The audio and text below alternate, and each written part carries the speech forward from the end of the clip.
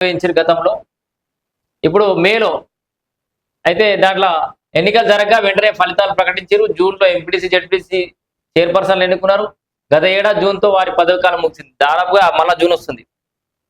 అంటే వీళ్ళది కూడా ఒక ఏడాది. సర్పంచ్లు అయితే నాకు తెలిసి ఏడాది 2 నెలలు పోతే ఈ ఎంపీటీసీ జెడ్పీటీసీలో ఒక ఏడాది అయితే జరిగింది. దీంట్లో 566 జెడ్పీటీసీ స్థానాలు ఉన్నాయి. 5773 ఎంపీటీసీ స్థానాలు. వాస్తవానికి ఎంపీటీసీ జెడ్పీటీసీ స్థానాలు తగ్గినాయి రాష్ట్రంలో.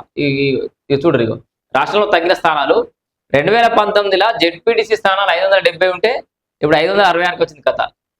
ఎంపీపీలు 570 ఉంటే 566. ఎంపీటీసీలు 5817 ఎంపీటీసీలు ఉంటే ఇప్పుడు 5773 ఎంపీటీసీ స్థానాలకు పడిపోయింది. మొత్తం కొంత కుదించారు. ఇవి జిల్లాల వారిగా కూడా లెక్కలు ఉన్నాయి. జిల్లాల వారిగా ఎంపీటీసీ జెడ్పీటీసీ ఎంపీపీ స్థానాలు కూడా మనకు క్లియర్గా చూడవచ్చు. సో ఏది ఏమైనా అసలు ఎంపీటీసీ జెడ్పీటీసీ వ్యవస్థనే రద్దు చేస్తారా అనే కాడికించి ఇక ఇప్పుడు నిర్వహిస్తారు రేపు మాప్ అనుకుంటా మొత్తానికి ఒక ఏడాది జరిగిన తర్వాత ఇప్పుడు మేలో అయితే ఎన్నికలు నిర్వహించే అవకాశం ఉన్నట్టు తెలుస్తోంది. ప్రజల్లో ఉండడానికి ప్రయత్నం చేయరు. ప్రజా సంక్షేమం కోసం పాటుపడుర్రి. ఆశావాహులు ఉంటే ఏమైనా ఉంటే సిద్ధం చేసి పెట్టుకోరిగా. కర్సల మందం దాని ఏమంటారు బలం బలగానైతే సుధరాయించి పెట్టుకోరు.